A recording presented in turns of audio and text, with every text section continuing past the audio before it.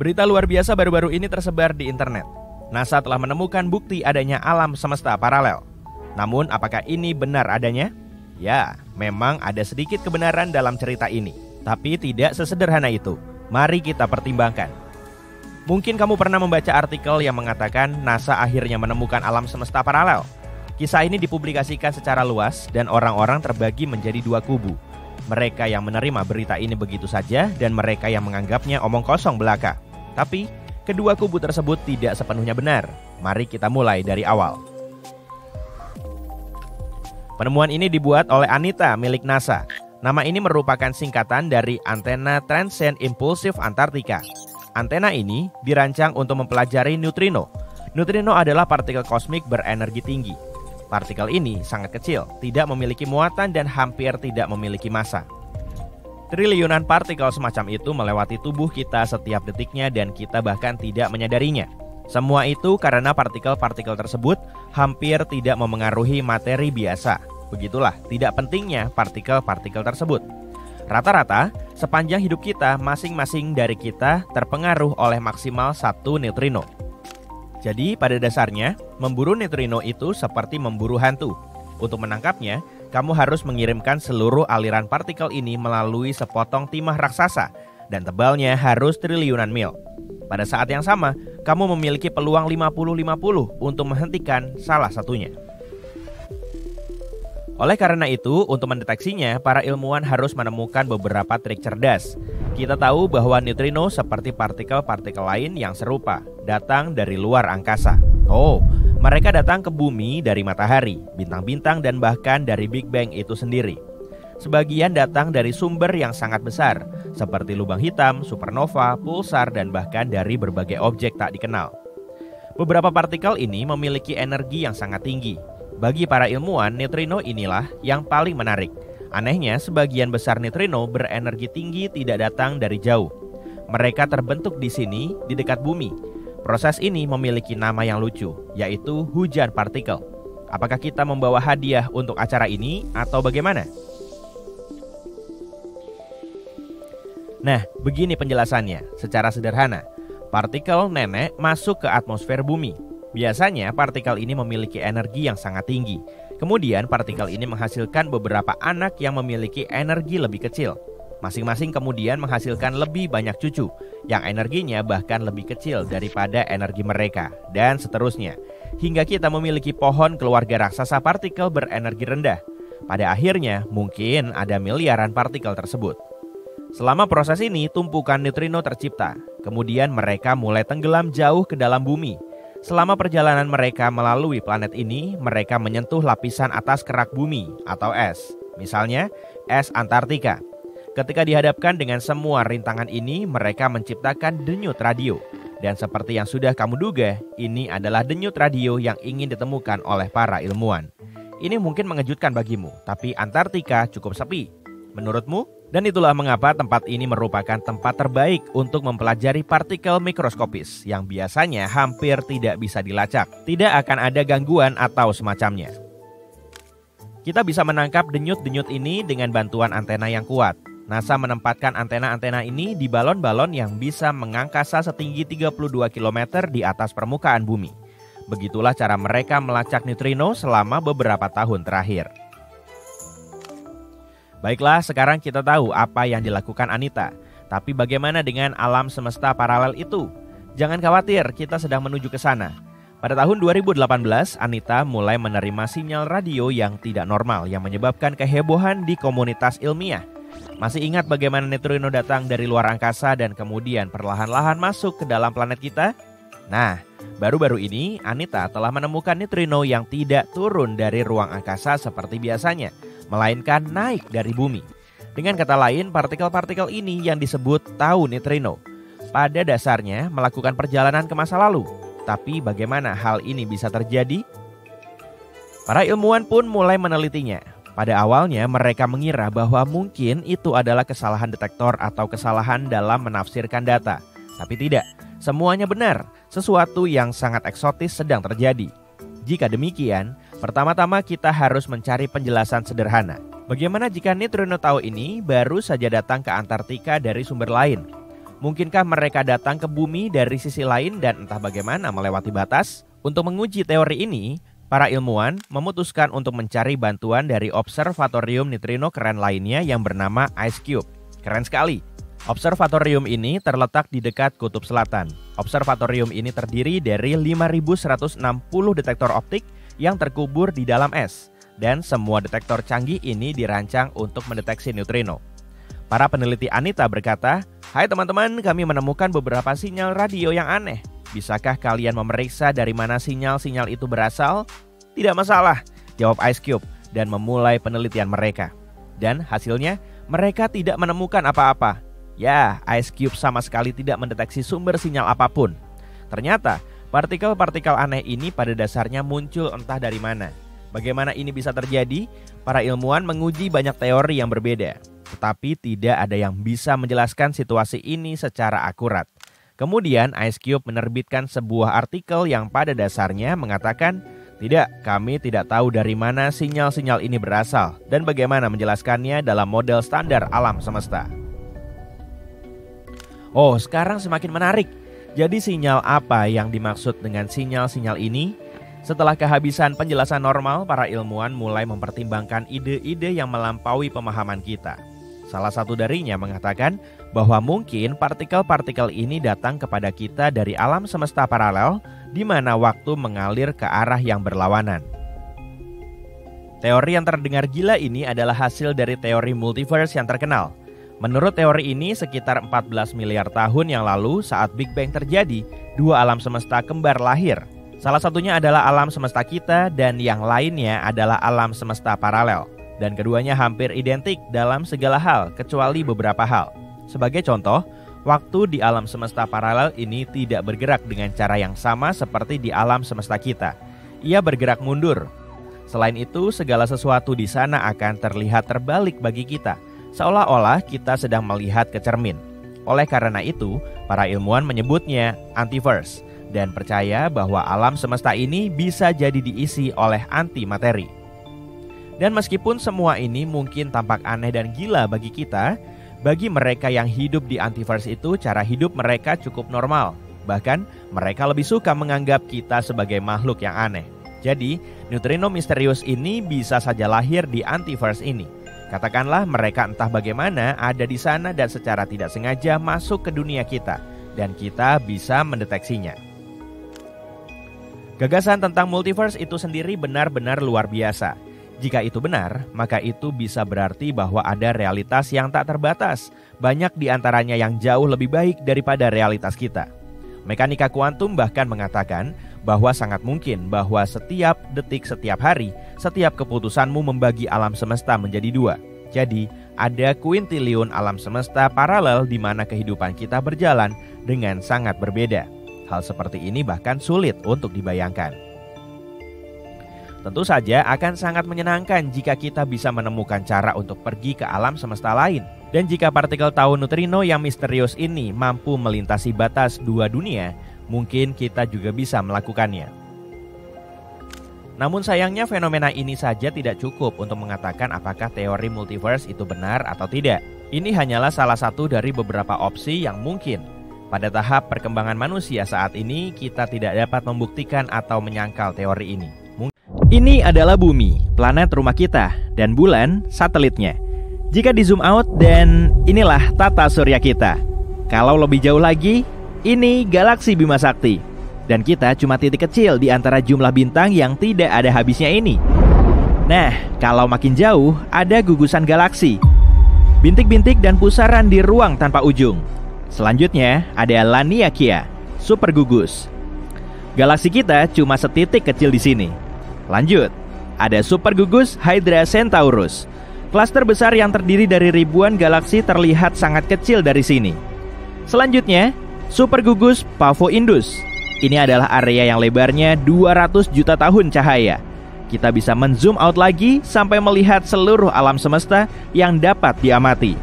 Tiap bintik kecil ini berisi ribuan galaksi dan berkuadriliun-kuadriliun bintang. Para ilmuwan memperkirakan alam semesta kita mungkin terlihat mirip gelembung. Dan gelembung itu mungkin bertabrakan dengan alam semesta lain. Yap, alam semesta lain juga bisa ada. Bahkan alam semesta jumlahnya tidak terbatas. Semuanya bisa muncul setelah Big Bang. Benturan antara dua alam semesta juga tidak mustahil. Setidaknya, tabrakan ini mungkin pernah terjadi dan buktinya ada di sini, di arah rasi bintang Eridanus. Tempat ini disebut Supervoid Eridanus, lebarnya sekitar 1 miliar tahun cahaya. Sebagai perbandingan, lebar seluruh galaksi kita cuma sekitar 100.000 tahun cahaya. Tempat ini tidak berisi apa-apa, dan itu mungkin jejak dari tabrakan lama antara alam semesta kita dan alam semesta lain. Para ilmuwan memperkirakan kedua alam semesta ini bergesekan.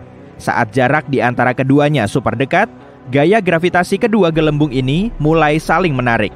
Sama seperti dua tetes air yang mencoba menyatu saat berdekatan. Tapi kecepatan alam semesta terlalu tinggi bagi keduanya untuk terus berinteraksi.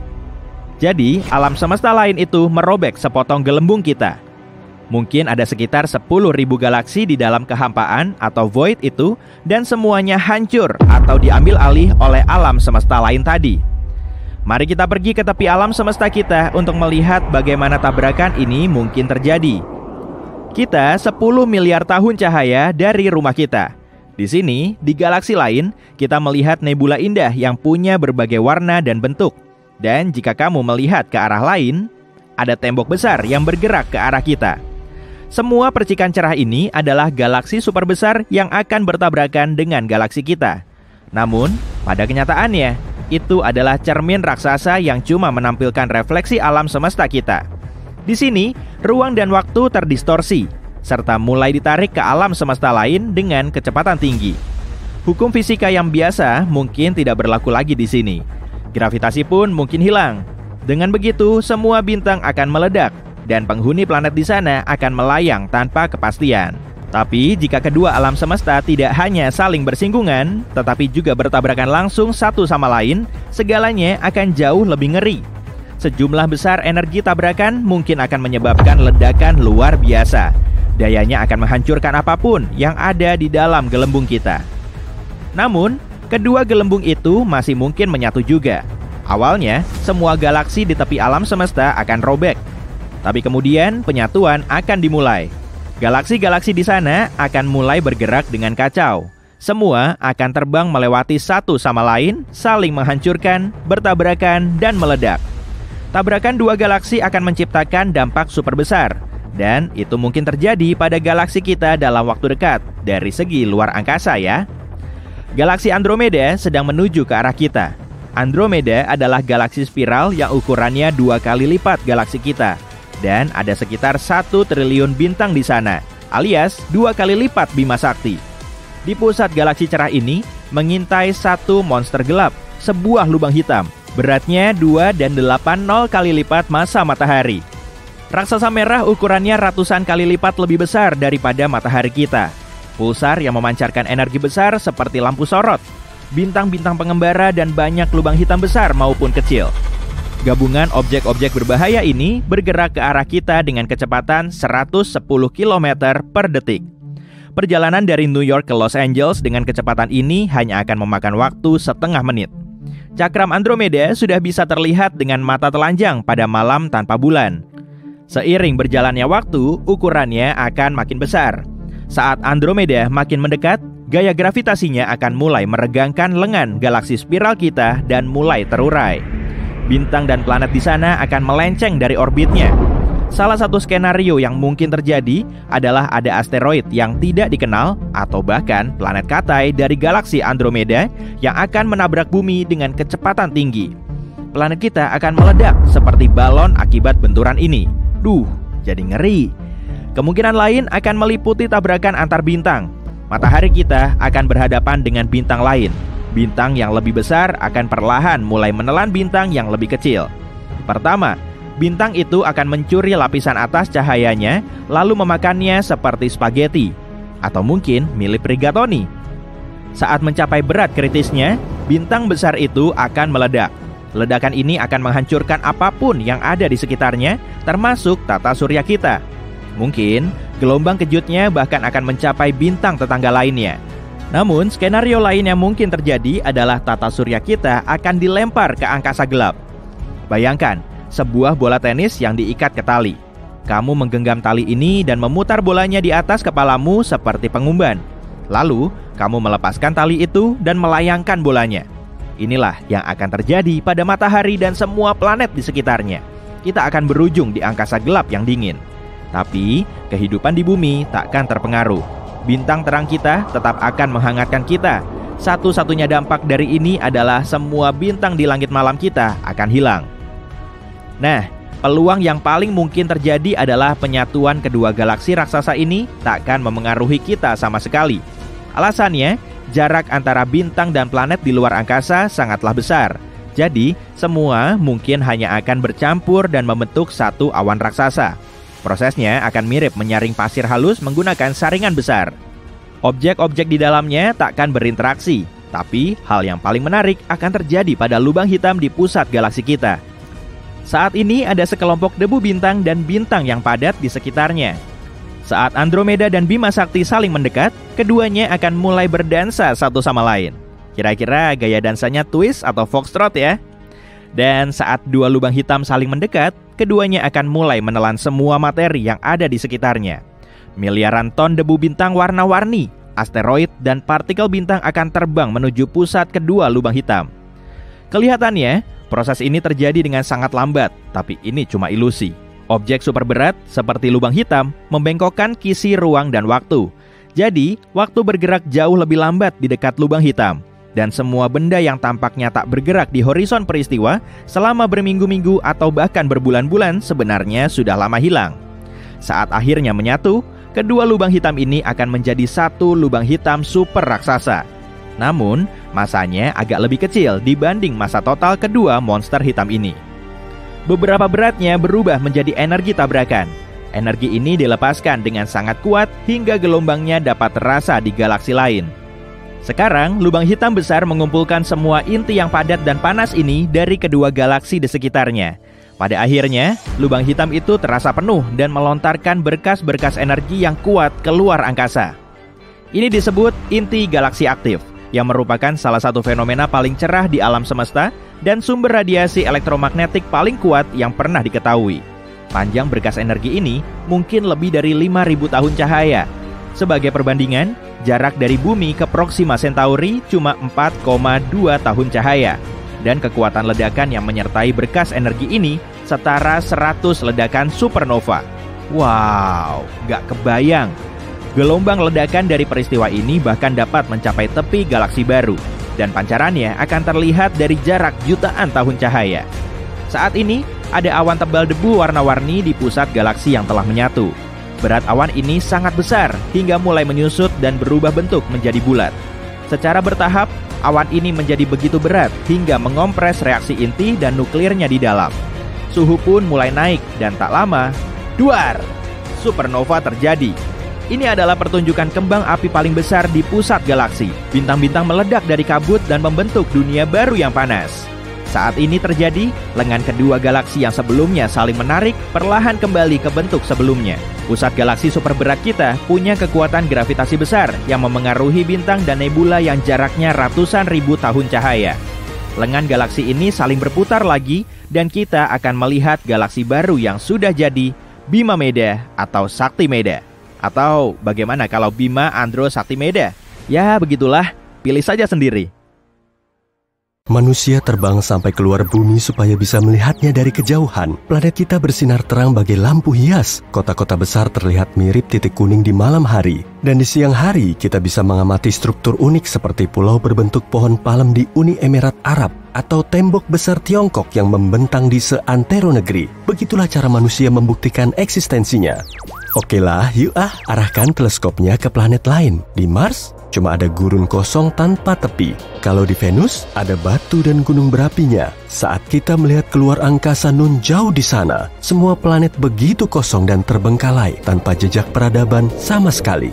Banyak orang meyakini ada kehidupan lain yang mirip dengan di bumi. Nah, ini galaksi kita. Di dalamnya terdapat miliaran bintang yang serupa dengan matahari. Dan ini seluruh alam semesta yang bisa teramati. Di sini ada miliaran galaksi serupa. Jumlah total bintangnya sulit diprediksi. Dan di dekat masing-masing bintang bisa saja ada planet like Huni. Kemungkinan kita belum bisa menemukan kehidupan di planet lain karena lokasinya jauh di bawah permukaan. Misalnya saja Europa, salah satu satelit Jupiter ini sedikit lebih kecil dari bulan dan strukturnya menyerupai telur rebus. Permukaan Europa berupa kerak es yang keras, tapi kalau permukaannya dibor lumayan dalam, akan ada inti Europa yang berwujud cair. Jupiter dan satelitnya sangat jauh dari matahari, sehingga suhunya sangat dingin, yaitu sekitar minus 170 derajat Celcius. Di sana, air akan langsung berubah wujud menjadi es. Meski begitu, gaya gravitasi Jupiter sangat kuat. Karena itulah di Europa ada banyak gesekan, dan intinya juga makin panas. Karena terkena panas, esnya mencair, dan kemudian terbentuk lapisan air melimpah di bawah permukaannya. Kita tahulah ya, air merupakan dasar dari semua kehidupan. Bisa jadi di dalam lautan Europa juga ada bakteri sederhana. Siapa tahu kan di luar sana memang ada kehidupan. Mungkin ada ikan yang berpenampilan unik karena gravitasinya lemah. Ikan yang hidup di sana juga kelihatan beda. Mungkin ada juga paus pemakan plankton. Pada tahun 2009, para ilmuwan menemukan GJ1214. Seluruh area di planet ini diselimuti lautan dan jaraknya sekitar 40 tahun cahaya dari bumi. Sekitar 75% masanya berupa air, tapi suhunya super ngebul. Sampai-sampai airnya akan langsung menguap dan berubah wujud menjadi air super cair. Di planet ini ada banyak sekali uap yang kepadatannya mirip dengan air. Dalam kondisi seperti ini, kehidupan gak akan bisa terbentuk. Namun begitu, para ilmuwan baru saja menemukan sekitar 24 planet yang kondisinya lebih baik daripada di bumi. Mereka menamakannya super habitable atau sangat laik huni. Semua planet ini mengorbit bintang jauhnya di zona laik huni. Jarak planet dan bintang induknya sangat pas. Kalau di tata surya kita, Venus, Bumi, dan Mars masuk dalam zona ini. Planet yang termasuk super habitable harus 10% lebih besar dari bumi dan gravitasinya juga harus lebih kuat supaya atmosfernya lebih padat. Kalau suhunya 8 derajat lebih tinggi dari suhu bumi, planet ini akan lebih lembab sehingga organisme bisa hidup di sana. Semua planet ini memang memenuhi kriteria sebagai super habitable, tapi para ilmuwan belum bisa memastikan kalau di sana memang ada kehidupan. Ciri utama adanya peradaban maju yaitu gelombang radio. Oke, gini ya, semisal ada planet laik huni mirip bumi. Setelah evolusi, makhluk cerdas seperti manusia muncul di planet ini. Tubuhnya jauh lebih tinggi karena gravitasi di sana lemah. Matanya juga beradaptasi dengan cahaya bintang lain yang jauh lebih terang dari matahari. Maka lambat laun peradaban ini harus menggunakan gelombang radio untuk saling berkomunikasi. Gelombang ini ibarat suara lantang yang keluar dari pengeras suara. Manusia di bumi sangat mengandalkan gelombang radio dan pancarannya lumayan kuat. Kalau di planet tetangga ada teleskop radio, penghuninya pasti akan tahu kehidupan di bumi memang sedang berkembang. Sejumlah teleskop radio di bumi telah diarahkan keluar angkasa menunggu sinyal dari alien. Dan sampai saat ini kita belum menerima sinyal apapun. Tapi bukan berarti nggak ada planet yang memancarkan gelombang radio loh ya. Kita perlu mempertimbangkan jarak.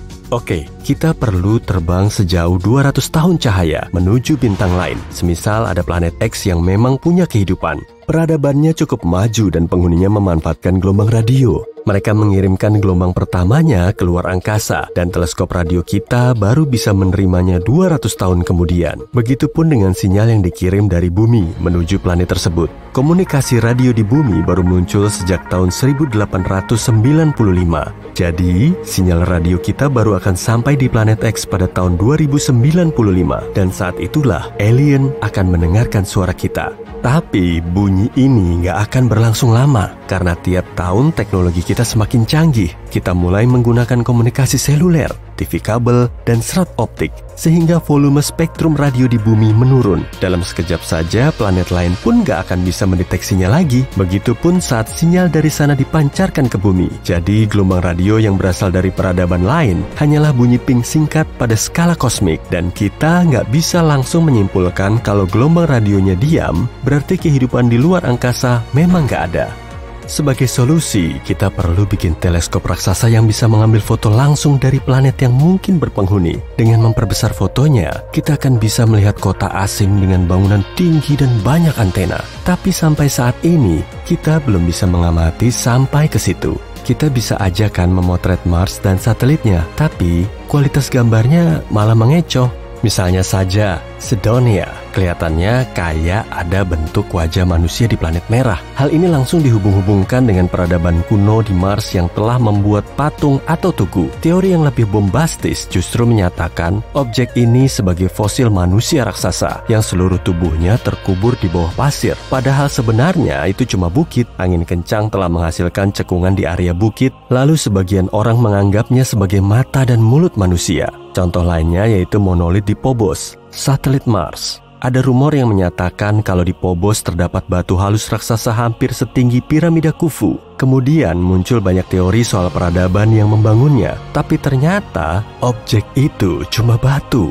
Banyaknya bintang dan planet sangat memungkinkan adanya kehidupan lain di luar sana. Kenapa makhluk luar angkasa nggak datang ke bumi aja? Kalaupun memang ada, mungkin karena kita telah mengira proses perkembangan kehidupan di seluruh alam semesta berlangsung dalam skenario yang sama. Bentuk kehidupan sederhana muncul, kemudian terjadi evolusi, lalu peradaban kian maju dan teknologinya makin canggih. Nah, sama seperti di bumi, di planet lain pun juga terjadi bencana yang kemudian memicu kepunuhan massal. Contohnya meteorit. Mungkin suatu peradaban di luar sana telah siap menjelajahi luar angkasa, tapi kemudian ada meteorit besar sama seperti petaka yang telah memusnahkan dinosaurus dari bumi. Lalu kehidupan di sana dimulai lagi dari nol. Selain itu, semakin maju suatu peradaban, semakin riskan juga mereka akan terpuruk dalam kehancuran. Kemungkinannya, para ilmuwan yang lagi bereksperimen dengan mesin seperti Large Hadron Collider tiba-tiba menciptakan lubang hitam. Objek ini kemudian menelan semua benda lain di sekitarnya dan terus membesar. Seluruh kota yang berteknologi super canggih plus seisi planet akhirnya lenyap. Kemungkinan lainnya misalnya perjalanan melalui wormhole atau lubang cacing. Terowongan dalam ruang waktu ini bisa menghubungkan alam semesta yang berlainan. Alien bisa saja melakukan perjalanan melewati lubang ini, kemudian nggak tertarik lagi untuk kembali ke habitat asalnya. Tapi bisa juga sih kehidupan di bumi memang unik. Lokasi tata surya kita sudah sangat pas di galaksi Bima Sakti. Di galaksi ini, ledakan supernova terus-terusan terjadi. Radiasi yang dihasilkan bisa menghancurkan berbagai objek hingga sangat jauh. Tapi tata surya kita terletak di orbit galaksi yang sangat pas, sehingga bisa terlindung dari ledakan tersebut. Faktor lainnya yaitu bulan. Menurut teori pembentukan bulan, sekitar 4,5 miliar tahun yang lalu, meteorit seukuran Mars menabrak bumi. Kalau arah benturannya lurus, bumi bisa-bisa hancur lebur. Dan kalau meteorit itu cuma nyerempet bumi, serpihannya akan berterbangan di angkasa. Tapi titik benturannya sangat tepat sasaran, sehingga sebagian meteorit tetap berada di orbit bumi, lalu menghasilkan bulan. Satelit alami kita kemudian menstabilkan rotasi bumi dan memanaskan intinya dengan gaya gravitasi. Baru kemudian bumi menghasilkan medan magnet yang bisa melindungi kita dari angin surya. Ilmuwan lain meyakini biokimia dari bentuk kehidupan di luar bumi bisa saja berlainan. Komponen utama di tubuh kita terdiri dari karbon dan air. Tapi, karbon bisa diganti dengan silikon atau fosfor, dan air bisa diganti dengan amonia atau metana. Atom-atom ini bisa membentuk molekul dengan rupa yang berbeda, kemudian menyatu dan menghasilkan organisme hidup. Kalau unsur pembentuknya seperti ini, bentuk kehidupannya juga tentu berlainan dari bumi.